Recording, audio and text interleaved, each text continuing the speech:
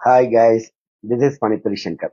ஒரு முறை இயற்பியல் அறிஞர் ஆல்பர்ட் ஐன்ஸ்டீன் இருக்கார் இல்லையா, அவர் தன்னுடைய கண்டுபிடிப்புகளை பத்தி உரையாற்றுவதற்காண்டி ஒரு அரங்கத்துக்கு போயிட்டு இருந்தாரு கார்ல. அப்ப பாத்தீங்கன்னா, கார்ல போயிட்டு இருக்கும்போது ரொம்ப அவருக்கு உடல்நல குறைவா இருந்துச்சு, ரொம்ப சோர்வா காணப்பட்டாரு. அவரை பார்த்த டிரைவர் என்ன சொன்னாருன்னா, ஐயா இன்னைக்கு வேணா ப்ரோக்ராமை கேன்சல் பண்ணிடலாமா, ஏன்னா நீங்க ரொம்ப பார்க்கறதுக்கு சோர்வா இருக்கீங்க, உங்க ஹெல்த் தான் முக்கியம் அப்படின்னு சொன்னாரு.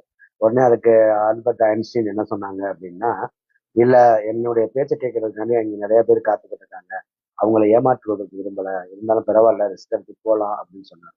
உடனே திருப்பி அதை கேட்ட டிரைவர் என்ன பதில் சொன்னாப்ல அப்படின்னா, அப்படின்னா ஒண்ணு பண்ணலாம் ஐயா, உங்களுடைய உரையை நான் நிறைய முறை கேட்டிருக்கேன், வேணா இந்த வாட்டி உங்களுக்கு பதிலா நான் வேணா மேடையில பேசட்டா அப்படின்னு சொல்லிட்டு கேட்டாரு.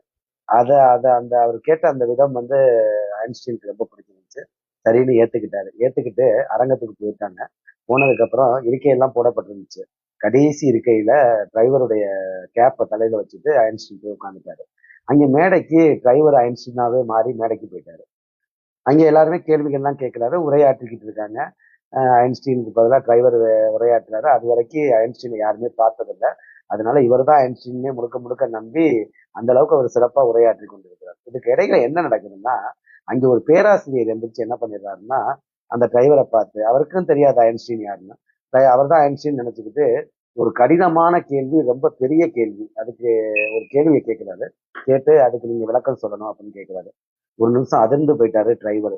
ஆகா, என்னடா இப்படி மாட்டிக்கிட்டோமே அப்படின்னு சொல்லிட்டு. உடனே அடுத்த செகண்டே சாதுரியமா அலர்ட் ஆயிட்டு என்ன சொல்லிடுறாருன்னா, இதெல்லாம் ஒரு சின்ன கேள்வி, இது ஒரு பெரிய விஷயமே இல்லை, இதுக்கு இந்த கேள்விக்கு அந்த பின் இருக்கையில உட்காந்துருக்க என்னுடைய டிரைவருக்கு கூட பதில் தெரியும், அவரே பதில் சொல்லுவாரு அப்படின்னு சொல்லிட்டு சமாளிச்சிடுறாரு. இதை பார்த்துக்கிட்டு இருந்த ஐன்ஸ்டீனுக்கு ஒரே ஆச்சரியம்.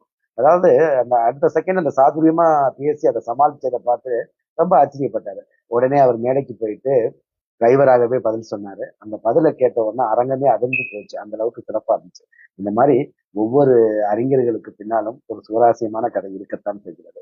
மீண்டும் ஒரு சுவராசியமான தகவலோடு உங்களை சந்திக்கிறேன். மறக்காம சேனலை சப்ஸ்கிரைப் பண்ணுங்க. அதுவரை உங்களிடமிருந்து விடைபெறுவது நான் உங்கள் பணித்திரு சங்கர். பாய்.